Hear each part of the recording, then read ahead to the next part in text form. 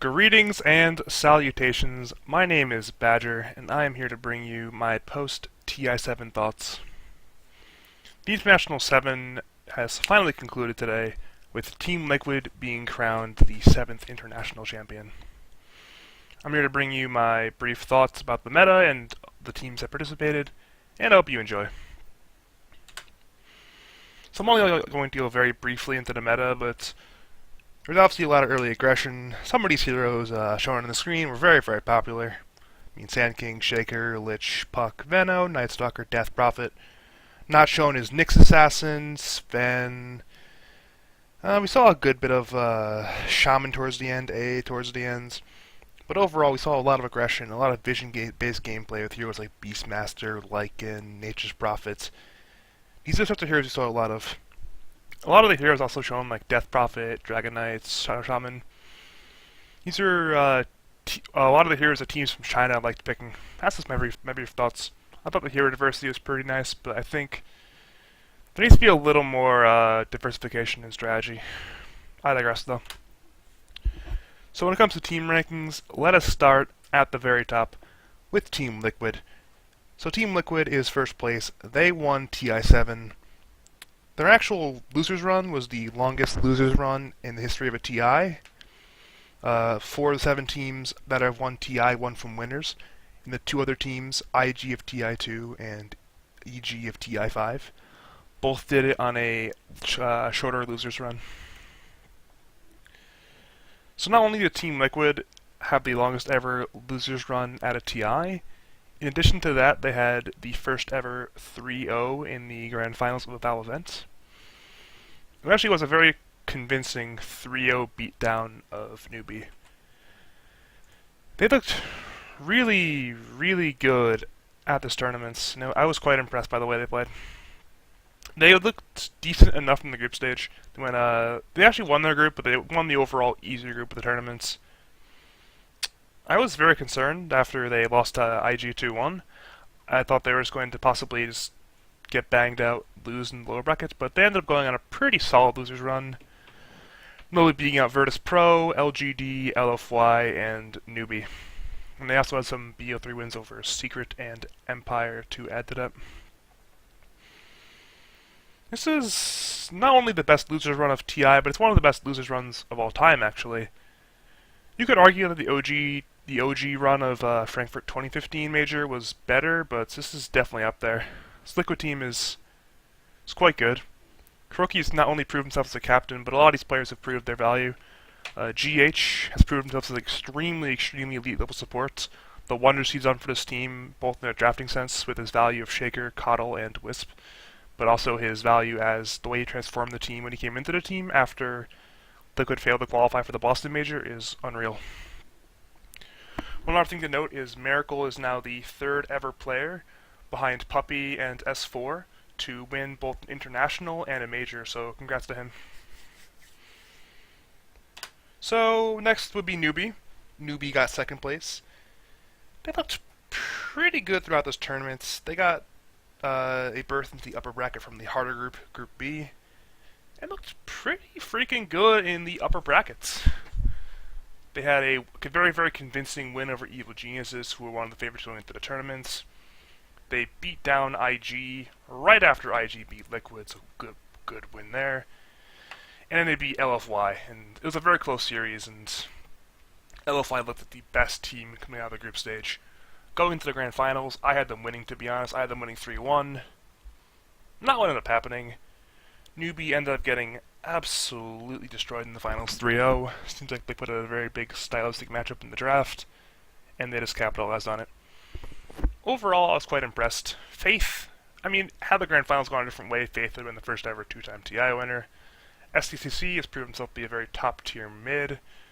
KP had a pretty good tournament, but a pretty underwhelming finals, and that may have been a big contributor to why they lost, but in the current patch, a lot of the problems do come down to draft. So the 3rd place team was LGD Forever Young. Unlike the first 2 teams that I mentioned, Liquid and Newbie, this was not one of the overall favorites going into TI7. They were probably like an 8th to ninth best team if we're being realistic. You could place them higher, but you probably wouldn't place this team, for example, above Liquid and Newbie going through tournaments. They were definitely a dark horse. They actually, in a sense, have many of the rejects of the Chinese scene. Players like DDC, Inflame, Super. These are players who have been routinely kicked out of the top Chinese lineups, and yet they managed to coalesce around the young carry superstar Monet and the Malaysian support import Afu, and make a team that's either A, could have made the finals through the winner's side had the newbie series gone slightly differently, or B, gone through the finals through loser's side if the series against Liquid went slightly differently. It's actually one of the teams that showed that individual skill is not everything, because I think if you laid every single lineup, member by individual skill, you put teams like EG, LGD, Liquid at the top, I think this team would be much towards the bottom. I think if you had to rate it by individual skill, they'd be like 13th or 14th. But they showed that team coordination, smart drafting, and knowing how to play around your strengths is a very, very key tenet, while having absolute player skill like evil geniuses might not work out. I was quite impressed by this LFY run, and we'll have to see how they follow up on their third place at TI. The fourth place team was LGD Gaming. Obviously this lineup has been focused around maybe for a long time, and finally they managed to put it together for TI. They got fourth place. They played pretty decently there. They actually had some very, very solid wins. Notably, they beat OG, the two-time defending major winner, in the lower bracket round 3, and they also beat IG in the lower bracket quarterfinals. However, they ended up being a bit annihilated by Team Liquid, so people will forget that they were a pretty good team. There's actually a lot of drama in the Chinese scene going around about how their carry player, Ame, bad-mannered burning the carry player of IG. So he may end up being a social outcast, at least on Chinese social media. We'll have to see how that progresses. His LGD lineup was one of the favorites going into the tournament, and honestly, this fourth place is a pretty expected finish for this team. We'll have to see how this very highly skilled Chinese lineup, captained by the savvy veteran Yao, goes forward. Invictus Gaming IG were the winners of the Dota Asian Championship, was that 6 months ago, and they also had a top 4 finish at the Kiev Major, but they looked not the best since then. They were looking a bit questionable, their performances were not the best, and people had a lot of question marks over whether or not this IG team could get a top 8 finish, could get a top 6 finish, could beat elite level opponents in best of 3 at these tournaments. And while they only had one best of 3 win, their best of 3 win was over Liquid, the tournament champions. So even though they ended up losing to Newbie and LGD, 2 other Chinese teams, they were the only team to beat Liquid in a best of 3 or better series, so kudos to them. Obviously this team has 3 very young players, 3 very inexperienced players in Q, Boboka, and XXS. They have the TI7 second place captain Q, and they have the guy shown in the center here, my pick for the greatest carry player of all time in Burning. This is the it's like I think the 4th time Burning has gotten 5th place or better at a TI, but he is yes to actually win. And not only has he not won, he actually has never gotten even top 3 at a TI. And since he's 29, his career might not go that much longer, so it's a big question as to whether or not he'll ever win a TI in his career, let alone even go to a TI final. IG, though, I think they did around slightly better than expected. I was pretty impressed with the way they played. Virtus Pro are the champions, the super team in a sense of the CIS scene in Dota 2 right now. They ended up finishing 5th to 6th place, tied with IG. I think this is a very expected performance from them. If you had to rate Virtus Pro going into the tournament, you'd probably rate them around 5th or 6th best team in the world. They looked pretty good. They beat LGD in a best of 3 series, and they proceeded to lose to LFY and Liquid. So they lost to top 3 teams. I mean, it's respectable losses. They actually were very, very close to actually eliminating Liquid in their lower bracket quarterfinals. Liquid Virtus Pro game 1 went for think it was like 90, 100 minutes. It was a very, very long game. It was a barn buster. It was a marathon. Virtus.pro actually looked like they were going to win it after they finally caught a huge team fight win over Liquid, but they ended up choking in the Liquid base, and as a result, they died back in Liquid base, and Liquid were able to clutch it out. But say Virtus.pro wins that game, they would have probably won the series 2-0 because the next game in best of three, game two was an absolute slaughter in favor of Virtus.pro. So say that base race goes differently, VP ends up winning that series 2-0, and we perhaps have a very different TI7 champion. But well played to Virtus.pro. So OG going to the tournament as one of the favorites.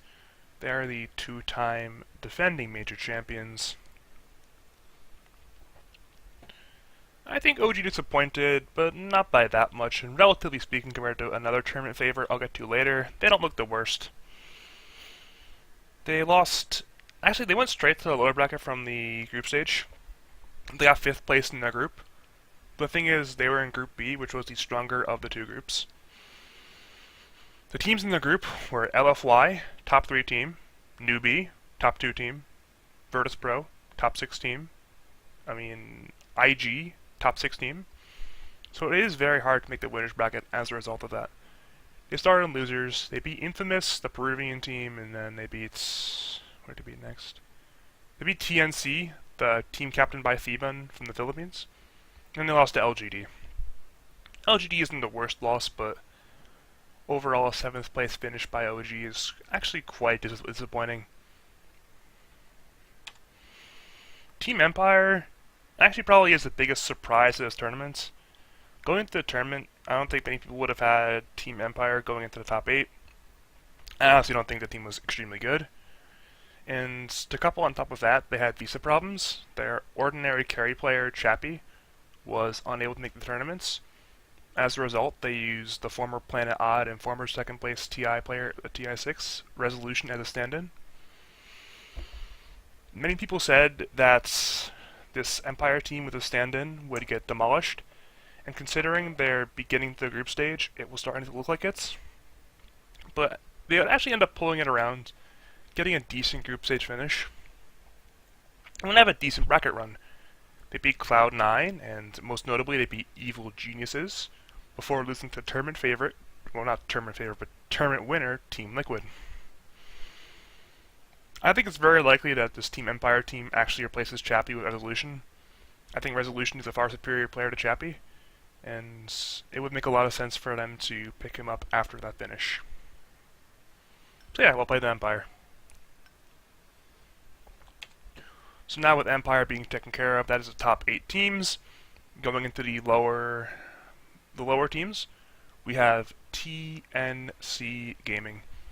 This is the best placing Southeast Asian team of the tournaments. It is 4 Filipino players and Canadian/Sri Lankan captain 1437 or Theban. Going into the tournament, they were most definitely the best team from the region, Southeast Asia. They've looked not only dominant in the TI qualifiers, but overall in most competition. They've looked very, very good. Raven obviously was the carry player who absolutely dismantled OG at the last TI. So there was still a lot of hope around this team. They ended up facing OG again in the lower bracket round 2, but unlike last year, they were unable to put it together, they were unable to pull the upset, and TNC finished 9th. Honestly, it's a pretty expected finish. I don't think most people would have had them going top 8, but most people also wouldn't have had them in last place, so well played to them. Team Secret were the best team from the European qualifiers. They got 1st place in the EU qualifiers. Most people probably would have had Secret placing somewhere from 7th to 12th. They have some potential, they have some good players, especially Mid1. Mid1 is a very, very talented mid player, but this team has had some struggles putting it completely together. Unfortunately for them, they got absolutely screwed with the bracket draw.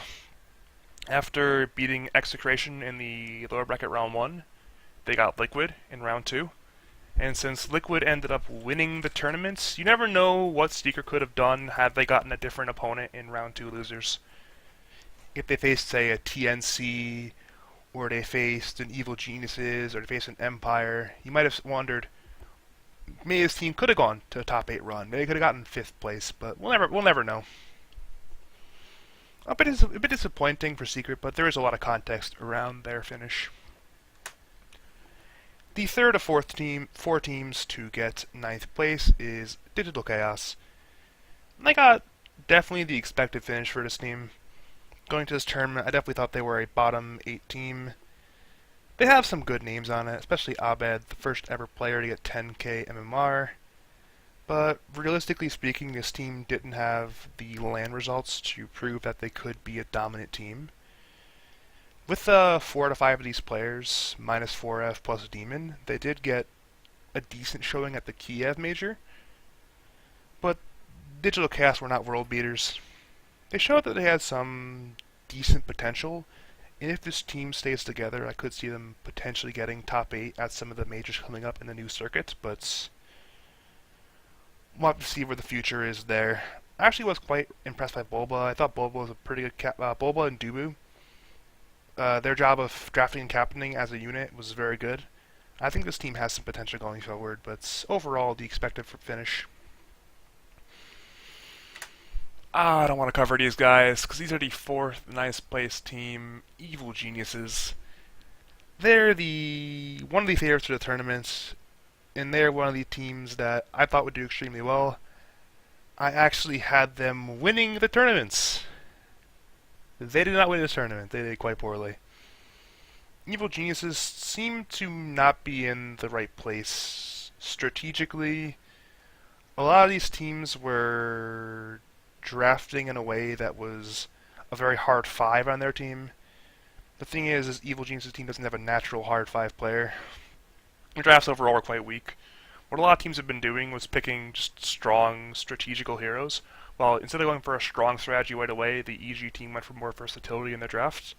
And while it worked in the group stage, the teams that ran into the bracket stage, which were Newbie and Empire,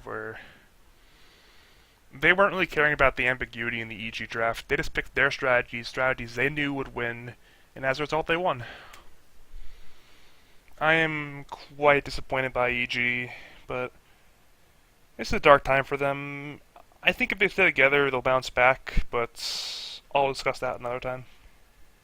Overall, absolute disappointment. I think they're easily the most disappointing team of TI7. Now going beyond into the 13th to 16th range, we have IG Vitality, the only Chinese team which was not really an elite level performer here. While the other Chinese teams, LGD, IG, LFY, and Newbie, all got into the top 6, IGV did not. IGV got 13th to 16th. They actually had the longest game win of the tournament. They won the over 2-hour match up against Team Empire in the group stage. But they had struggles against Empire, they had struggles against Infamous, they had struggles against a lot of teams in the overall weak group, which does not bode well for a team like IGV. They end up going into the bracket against Digital Chaos and losing there. If this team really was an elite level team like the other Chinese sides, they would have been able to beat Digital Chaos. And as it showed later, Digital Chaos did lose to another Chinese team, LGD Gaming, the next series. I'm going to say they're disappointing, but I don't think there's the same hype around them going in as there was teams like LGD or Newbie or IG going to this tournament. So, it's somewhat expected, but still disappointing. Oh, it's another team I like. This is Cloud9. Cloud9 got 13th to 16th place. They got pretty dismantled by Empire in the best of 1. During the group stage, they were one of the worst teams. Until the last day and a half of the group stage, they were the last place team in their group. They didn't really get many wins on the board until they played against Digital Chaos and Hellraisers. Overall, C9 seems to have some structural problems in their team. A lot of the strengths of their players, which allowed C9 to succeed in the past, seem to not be there. Eternal Envy obviously is an innovator at his role. He's a very odd player, he's a very eclectic player, he's a very eccentric player, but it seemed not to work. While other teams tried some draft versatility, tried some odd picks, odd strategies, C9's just fell flat continuously. Eternal Envy bought a lot of Pipe of Insight on his carry role heroes, and it just didn't seem to work. The C9 team, I think, is destined to make some kind of roster move. They were disappointing. I think teams had them better than 13th place going into this tournament, and I think if you look at this lineup of players, there should be better out these guys. So Execration is the second best performing Southeast Asian team at this tournament. Out of the Philippines, there honestly wasn't much expectation. They were the third team to qualify from the Southeast Asian qualifier. They really aren't like the biggest names in this team. There are some guys who've formerly been on Mineski, some who've formerly been on Rave. They're kind of just a team put together for the hopes of qualifying the TI. They qualify the TI, they have to play in the main stage, they play in the main stage. It's about what you'd expect, and well played for him making this tournament and not getting 17th and 18th in the group stage, so not bad. We now get to Infamous, the fourth and final team to get a 13th to 16th placing. Infamous is the first ever South American team to go to TI. They are out of Peru. Their most exciting player is their mid player, 17-year-old Tomato. He's definitely an up-and-coming rising player, and he's one of those players that should be the future of Peru. If Z-Talk actually didn't get banned for match fixing, there would be a very good young core between him and Z-Talk. Both of them would be 17 right now. And they could potentially make a Peruvian dynasty, but it will now be up to Tomato and some of the older players like Benjas, and we'll have to see what they can do. Overall, Infamous's expectations of this tournament were not that high. People kind of wrote them off because they were a South American qualifier team. A lot of people expect them to be 17th to 18th. And the fact that they actually did manage to make the main stage is pretty impressive, and they should be able to potentially grow on their finish in the upcoming major circuit. So now we get to the bottom two teams. The two teams who did not make it out of groups and were eliminated as 17th to 18th. First off is the Southeast Asians and Fnatic. Fnatic were definitely a disappointment. I actually thought this lineup would have been pretty decent. I thought they would have at least gotten 9th at this tournament, and not only did they not get 9th, they didn't get 13th, they got last. They were absolutely in the dumpster of the easier group of this tournament. They won 2 games. They didn't look good, to be honest. They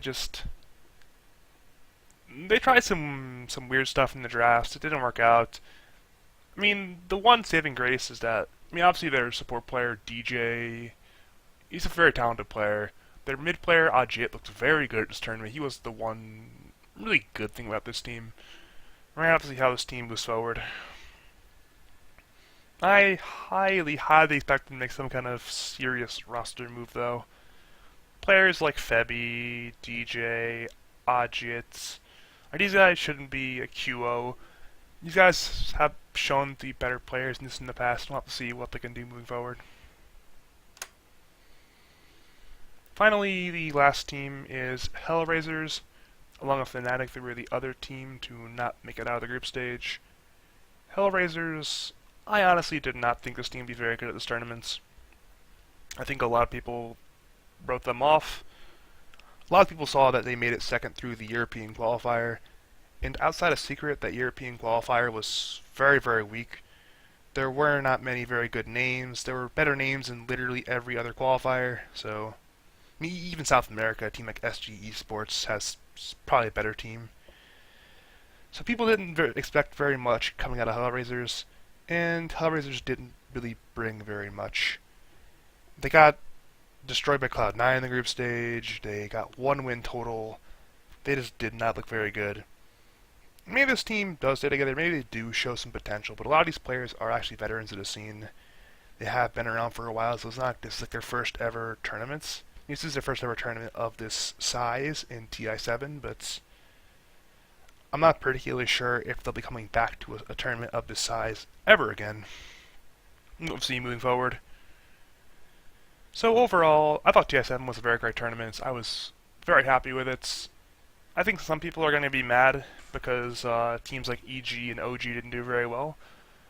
But regardless of there being 4 Chinese teams in the top 5, I thought the tournament was quite good. We saw a lot of hero versatility. We saw a lot of good games at this tournament, and I don't think we should be biased when looking at this tournament in hindsight.